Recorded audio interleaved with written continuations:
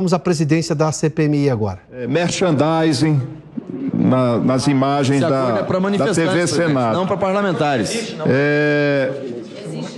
Próximo inscrito, na condição de não membro também, portanto, disporá de 3 minutos, o deputado professor Paulo Fernandes. Paulo Fernandes, está escrito aqui. Se for Paulo Fernandes... Não se encontra presente? Não se encontrando presente, fica cancelada a sua inscrição. Próxima inscrita, deputada Rosângela Moro. Ausente. Próximo. Agora são 4 horas e 31 minutos. Você está acompanhando aí essa cobertura especial aqui da Jovem Pan News, dessa audiência da CPI mista dos atos do dia 8, lá no Congresso Nacional. Muito obrigado, deputado Rogério Corrêa. Eu queria muito ter podido acompanhar a sessão desde o início.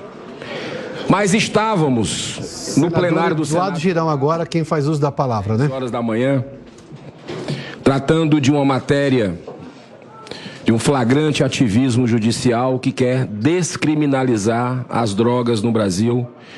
Mas a nossa assessoria ficou aqui e depois eu acompanhei alguns trechos da manhã e parece que eu estou em outra sessão.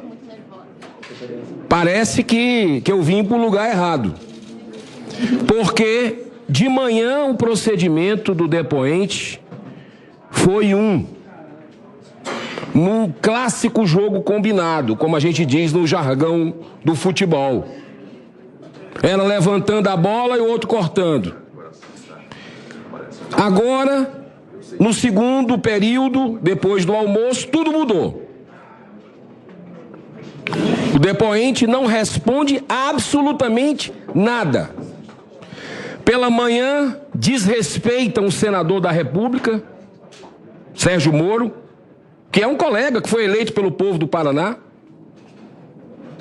E, com todo respeito ao senhor, porque a gente tem que respeitar as pessoas, mas a sua vasta ficha criminal não traz nenhuma, absolutamente nenhuma credibilidade para essa sessão. Aliás, não tem nada a ver tá acontecendo aqui um depoimento como esse. Foge do escopo, da origem, do objetivo nosso, que é investigar o dia 8. Não tem nexo nenhum. E o que me incomoda e me deixa assim estarrecido, senhor presidente, é perceber claramente de que talvez a gente precise, e eu assino, uma CPI sobre tentativa de fraude urna, sobre questão de voto auditável. Pode contar com o meu voto. Mas aqui não era espaço para isso. Agora a cortina de fumaça está muito clara. A cortina de fumaça foi montada, sabe por quê? Porque o governo Lula se desesperou completamente com as últimas notícias. Ou vamos esquecer? Ministro da Defesa diz que Forças Armadas poderiam ter sido acionadas para evitar o 8 de janeiro. Qual era o governo que tinha assumido? O governo Lula. Foi omisso. A gente sempre disse isso aqui. Quem errou por ação ou por omissão tem que pagar. Por que cortina de fumaça, deputado Sóstenes? Nós tivemos aqui um fotógrafo da Reuters que foi muito sincero. Colocou aqui, numa pergunta que eu fiz e outros colegas depois ratificaram, ele viu a Força de Segurança Nacional paradinha, preparada, mas inerte no estacionamento do Ministério da Justiça. Isso é gravíssimo.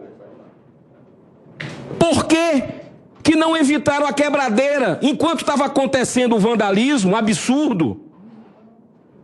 A Força de Segurança Nacional, estima-se aí 200, 250 homens, parados, de braço cruzado.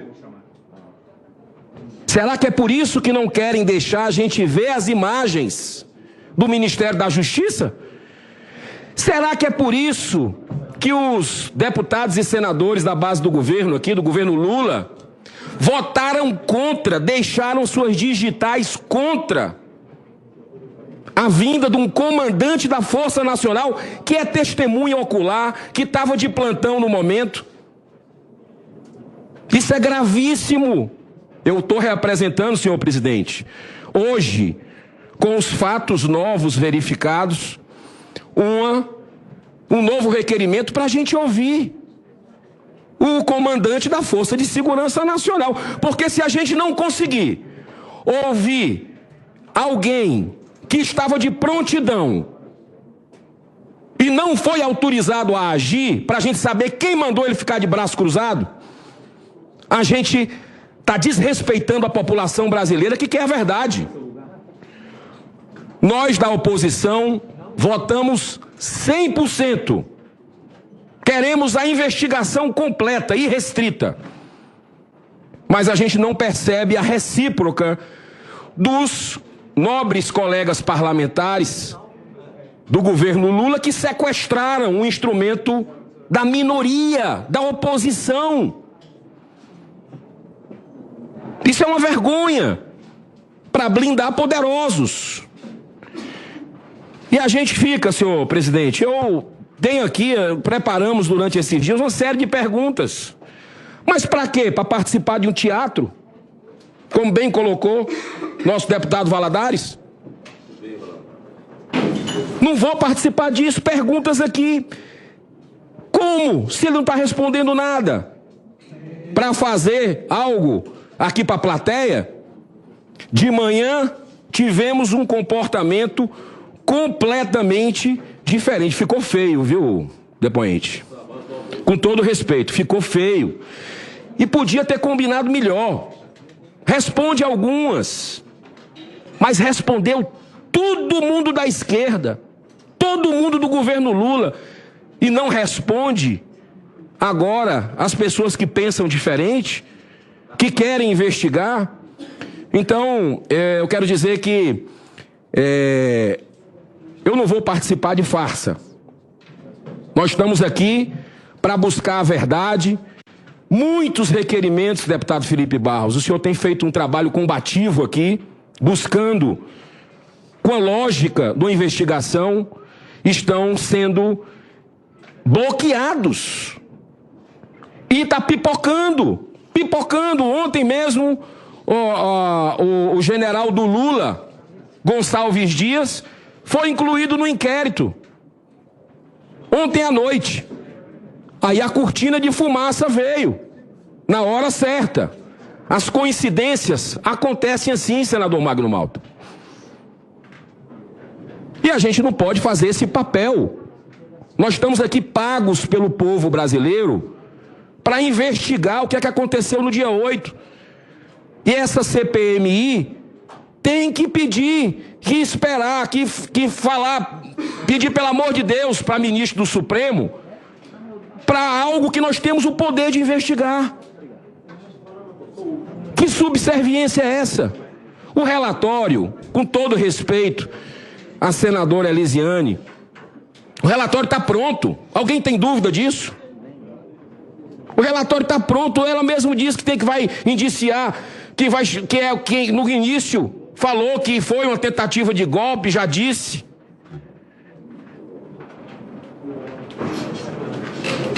E a gente não vai concluir essa investigação para ver a omissão do governo Lula, que a cada dia fica mais clara, que segundo o nosso ordenamento jurídico também é crime. Deixaram a porta aberta.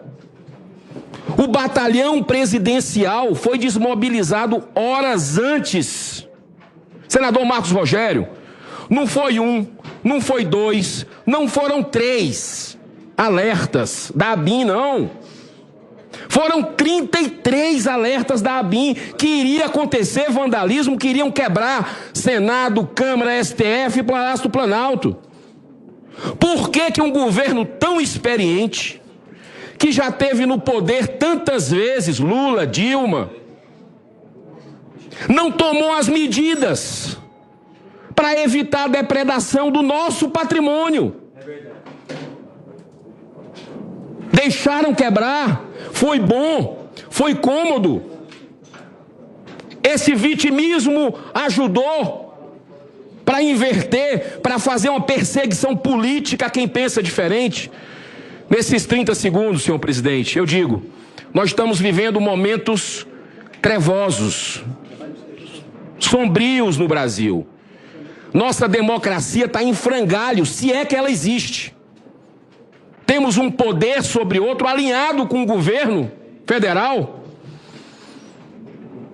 que está caçando quem pensa diferente, que está censurando os brasileiros, que está colocando inocentes na cadeia, autistas. E que a gente possa aqui cumprir o nosso papel, já que o governo não quer mais investigação. O governo quer terminar essa CPMI, porque está chegando nele, está chegando no governo. Que as pessoas tirem suas próprias conclusões, os brasileiros. Eu agradeço, muito obrigado, Deus abençoe essa nação. Aí, portanto, o senador Eduardo Girão, do Novo do Ceará, ele faz uma menção importante, duas menções aí, de toda a fala dele. Primeiramente, que os governistas não assinaram esta CPMI. Na verdade, tentaram, inclusive, evitar que ela acontecesse. Foram exatamente os parlamentares de oposição que reuniram lá aquele número mínimo de assinaturas para poder instalar essa CPMI. Detalhe nisso tudo é que Walter Delgatti Neto está respondendo justamente, durante a manhã, respondeu aos governistas que não queriam essa CPMI e aos de oposição que instalaram esse instrumento que é constitucional de investigação do Congresso brasileiro. Ele não está respondendo absolutamente nada. Outra coisa que o senador Eduardo Girão mencionou aí, que ontem, na verdade, por decisão do Supremo Tribunal Federal, uma decisão do ministro Alexandre de Moraes, o ministro incluiu o general G. Dias, ex-chefe do GSI, do Gabinete de Segurança Institucional, no inquérito sobre os militares, a atuação dos militares no dia 8, com todas as informações que vêm sendo, inclusive, mostradas recentemente, descobertas recentemente, inclusive, pela própria CPMI, dessa ausência da atuação dos militares, da desmobilização dos militares, do pelotão que poderia, inclusive, evitar boa parte de tudo que aconteceu no dia 8, momentos antes de tudo que aconteceu lá no dia 8 de janeiro. Bom, vamos lá. O Zé Maria Trindade está conosco em Brasília. Ô Zé, seja bem-vindo. Boa tarde a você. A gente está vendo aí que os parlamentares de oposição estão denunciando, obviamente, essa, vamos chamar de uma forma mais elegante, essa idiosincrasia, né? Mas nós estamos falando de quase uma hipocrisia do próprio Walter Delgatti Neto, que respondeu somente a alguns parlamentares. A gente viu, inclusive, imagens há pouco, eu estou vendo aqui, no tweet da deputada Rosângela Moro, ela diz o seguinte aqui, olha, eles nem disfarçam na frente das câmeras, na presença do presidente da CPMI, na cara do cidadão que assistiu de casa, que a esquerda estaria orientando, inclusive, Walter Delgatti Neto, de como responder aos questionamentos. Enquanto isso, os deputados e senadores de oposição perguntam e não há nenhuma resposta de Walter Delgatti Neto, que do ponto de vista de credibilidade já está absolutamente arranhado, Zé. Pois é, uma estratégia, e eu vou revelar aqui como foi armada, viu? Muito boa tarde, Piotr. Boa tarde a todos. Olha, Piotr, a estratégia da defesa do Delgatti era não falar nesta segunda parte. A ideia era responder às perguntas dos aliados do governo, né, essas perguntas iniciais, jogar lá as dúvidas, jogar o que ele considera que é ligação do ex-presidente Jair Bolsonaro com uma possível tentativa de golpe e fraude nas eleições e ir embora. Esse era o pedido, foi o pedido ao Supremo Tribunal Federal. Mas houve a negativa. O direito de ficar em silêncio, ele ganhou, todos ganham esse direito de ficar em silêncio. A Constituição diz que ninguém é obrigado a criar provas contra ele e daí essa decisão do Supremo sempre de dar ao depoente o direito de ficar em silêncio. Há dúvidas nisso sobre o direito de uma testemunha ficar em silêncio? Não há esse direito, apenas para quem é investigado. E o Delgatti já está sendo considerado como investigado pela própria CPI. Então, ele não conseguiu, no Supremo, o pedido firmado pelo advogado de sair da CPI, aí colocou lá quando for desrespeitado. Então a estratégia era a seguinte: quando começassem essas perguntas, ele se consideraria desrespeitado, levantaria e iria embora. Mas aí o Supremo negou essa parte e aí a estratégia da defesa, então, adotou o sistema de silêncio. Agora há pouco aqui, conversando com os deputados que saem da CPI, e a impressão geral é de que ele foi muito bem treinado. Me disse um deputado até que o depoimento dele, que seria na semana passada, ficou para esta semana, exatamente para o treinamento. A observação é de que ele responde tudo de bate-pronto, tudo decorado, e isso indica a possibilidade séria dele ter sido treinado para dar as respostas.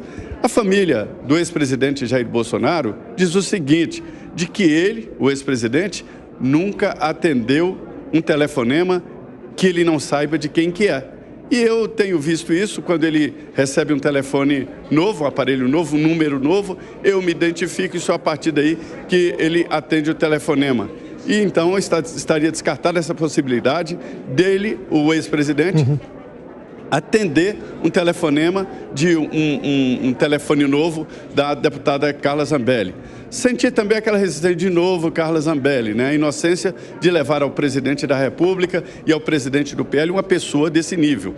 Mas a história é a seguinte, a defesa diz que houve mesmo a conversa, admite que houve a conversa, admite que conversaram sobre urnas eletrônicas, e aí me diz o deputado Eduardo Bolsonaro agora há pouco, todos os partidos têm o direito de questionar e fazer, inclusive, acompanhamento no TSE.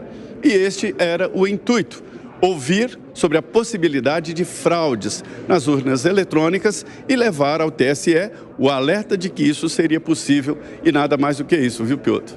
Ô Zé, só para deixar claro, ele está na condição de depoente hoje aí, ele não foi convocado como testemunha, ele não está sendo investigado ainda.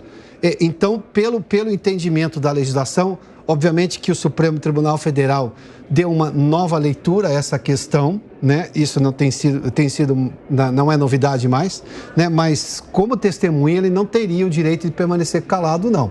Se ele passar a condição de investigado, for convocado como investigado, bom, aí sim ele já tem esse direito natural pela Constituição. Ele só conseguiu nesse entendimento que o Supremo tem dado às pessoas que vão testemunhar em CPI, né? Mas pela legislação ele não teria esse direito, não, só para deixar claro. A condição dele atual é de testemunha aí, né? Exatamente. Ele queria o direito, pediu no Supremo e houve a negativa, de se levantar e ir embora quando se sentisse desrespeitado. Esse entendimento do Supremo em CPI é porque havia a estratégia da comissão de convocar todos como testemunha e depois transformar de testemunha para investigado. Aí o depoimento já estava pronto e diante desta possibilidade na CPI é que houve esta mudança de entendimento do Supremo.